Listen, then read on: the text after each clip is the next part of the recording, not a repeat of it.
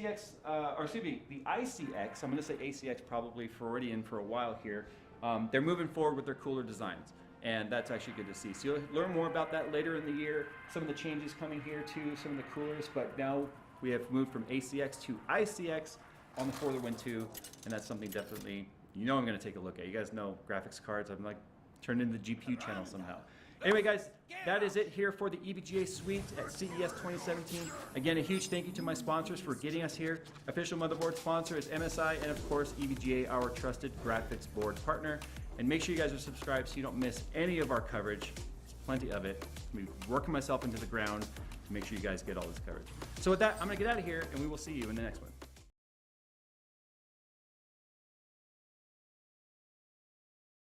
Thank you to dbrand for making our coverage of CES 2017 possible. Check out their awesome skins down below. What we have here is the Gigabyte PC. That's its name. It's the GT Series Gigabyte PC.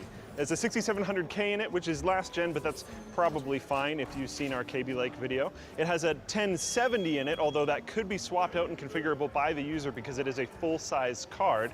Now the power supply in the bottom of the unit is 400 watts, which should be able to handle what's currently in it just fine. But if you want to upgrade to, say, a 1080 Ti, which we have no information about yet at all, they do have a solution for you.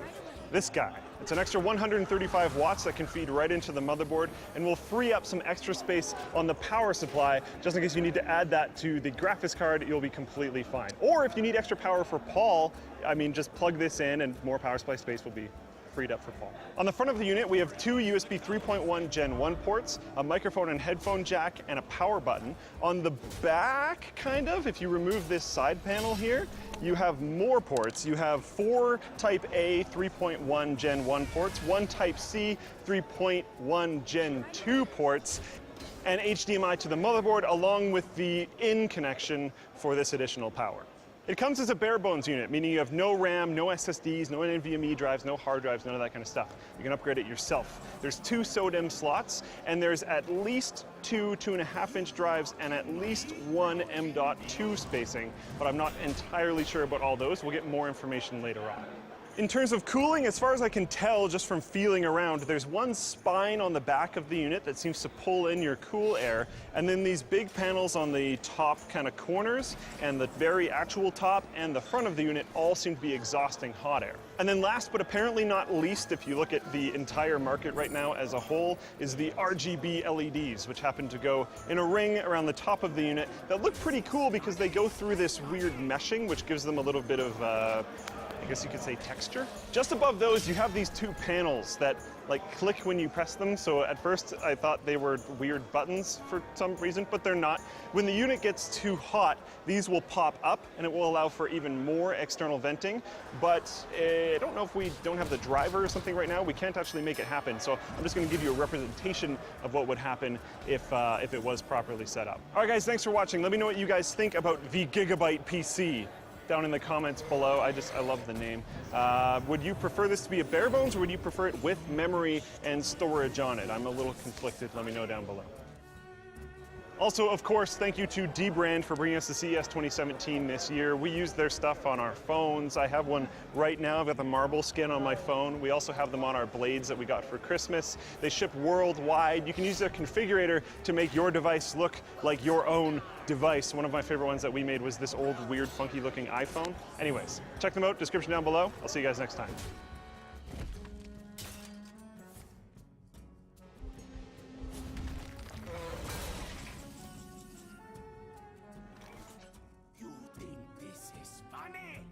Thank you to Squarespace for sending us to CES 2017. Miniature high-performance graphics cards have been around for a while now, but were largely popularized by the performance and thermals of the 970 Mini. Now, in 2017, Zotac has introduced an 8.3-inch 1080 Mini. Performance-wise, it's basically the same as a reference card, but with a tiny boost. Its base clock is running at 1620 megahertz, and its boost clock is running at 1759 megahertz. About 33 megahertz higher in terms of boost clock. Video input-wise, it is the same as reference, with 3 DisplayPort 1.4 connectors, 1 HDMI 2.0B connector, and a dual-link DVI connector. For cooling, the fans are actually different. The fan on the left is a 90mm static optimized fan. The fan on the right is a 100mm airflow optimized fan. And the blades on each fan are different to correspond with that. There's a bit more of a curve on the static pressure optimized one. Below that, on the custom PCB, you have a 5+1 power phase design and a standard 180-watt TDP. This card should enable even more people to dive into small but ultra-high performance ITX PCs, which I personally find quite exciting because it's an interesting realm for computers to go into. And I will say the price is unknown, but is speculated to be somewhere around the cost of a reference card. And for thermals at load, it should be about 74 degrees. Also, if you're looking at aesthetic stuff, there are white lights on the card, and the front shroud and the back are both metal.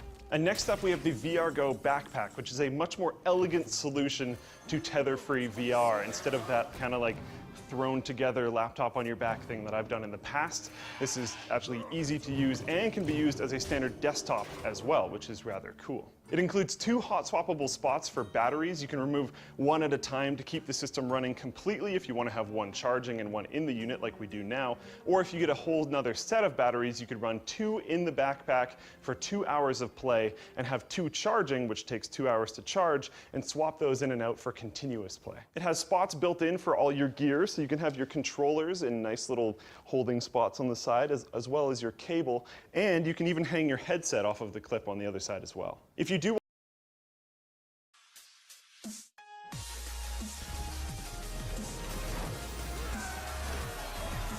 Did I think we were done with individual Ether Evolve previews? Yes I did. But guess what? We most definitely are not done with them.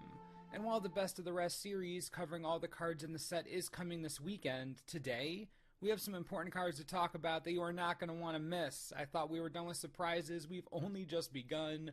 I love the set. Also, our limited edition playmat sale ends in less than 24 hours. You can never get this playmat again after that, and it helps the channel survive. Click the link on the screen if you're interested. This is literally your last chance to grab it. Now with all that said, sit back, relax, and enjoy. We'll begin quickly with a cycle of commons: Ether Inspector, Swooper, Poisoner, Chaser, and Herder. They all have varying powers and toughnesses based on their colors, no surprises there. They all enter the battlefield with 2 energy, and when they attack you may pay 2 energy. If you do, create a 1/1 servo token. The white Inspector comes with Vigilance, the blue Swooper comes with Flying, the black Poisoner comes with Death Touch, nice, the red Chaser with First Strike, and the green Herder comes with nothing, probably because it's a 3/3 and they just hate putting trample on cards apparently. All these are going to be solid plays for limited. Getting the trigger on attack rather than damage is nice, and if you have excess energy you can pump into it, making little 1/1s. Cool common cycle. Definitely the power level I'd expect considering the rest of the set so far. The Poisoner and Chaser have me particularly excited. Can't ignore Death Touch and a 2-mana 2/1 with First Strike. Not gonna ignore that. Good cycle.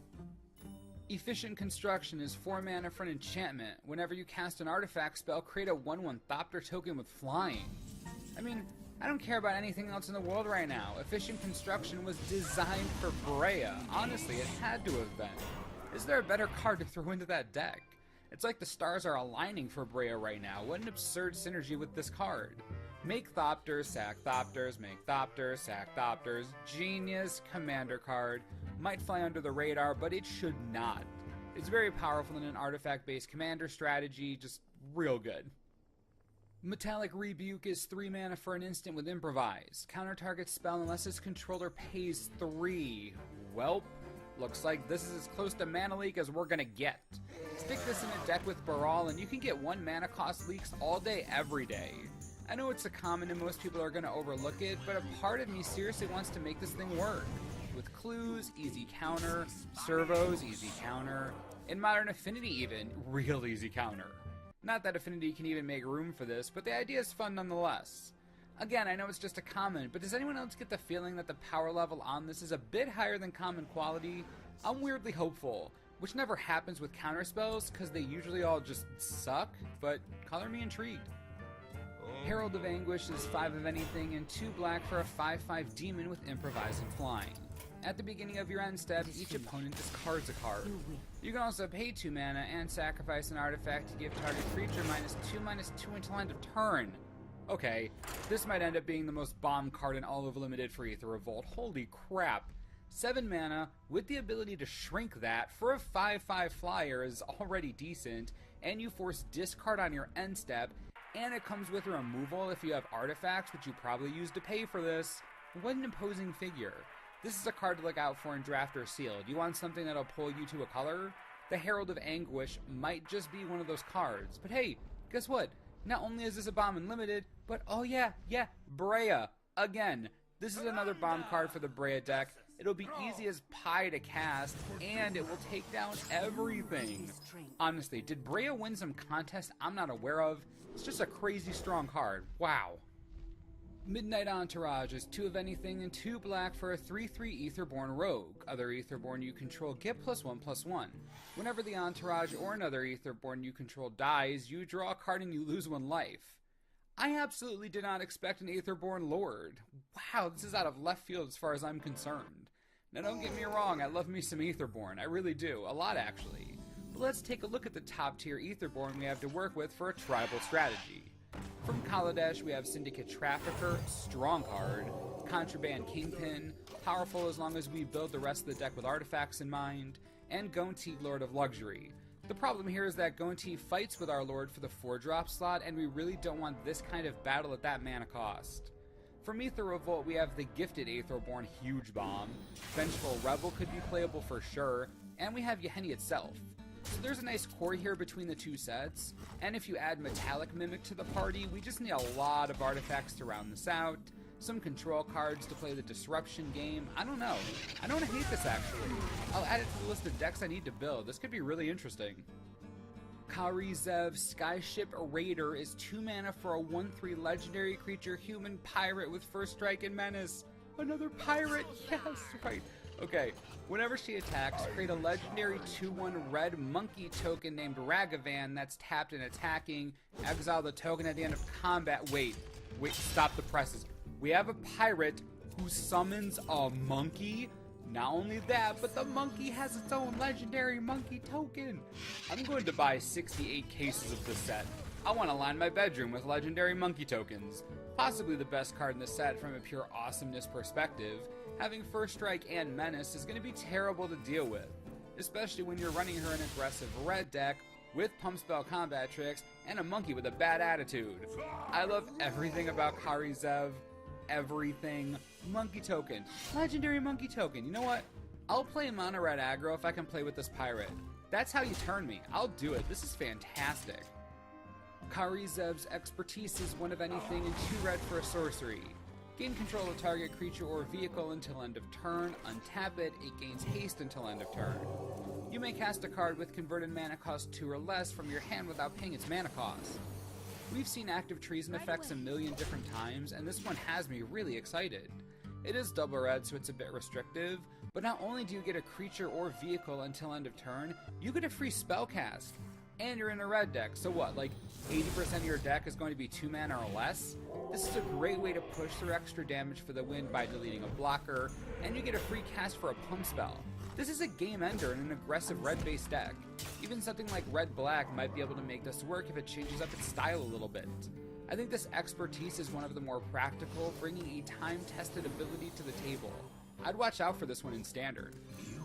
This was a shorter video than usual, but that's because we just had to talk about monkeys and Aetherborn and demons and everything.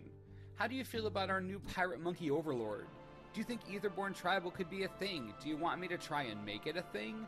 Let me know what you're thinking and we'll talk about it. Also, be sure to tune in this weekend and early next week for our Best of the Rest series, where we talk about the rest of the cards in Aether Revolt not spoiled individually. As always, thanks for watching and we'll see you next time. This video is brought to you in part by TCGplayer.com. I need to get my hands on some legendary monkey tokens. I just have to. I need them so bad. If you're still waiting to pre-order Aether Revolt, TCG Player has boxes for $92 each. Cheaper than most anywhere. So quickly, if you want to pre-order at a great price, click the links. It helps the channel. Happiness for everyone. Enjoy.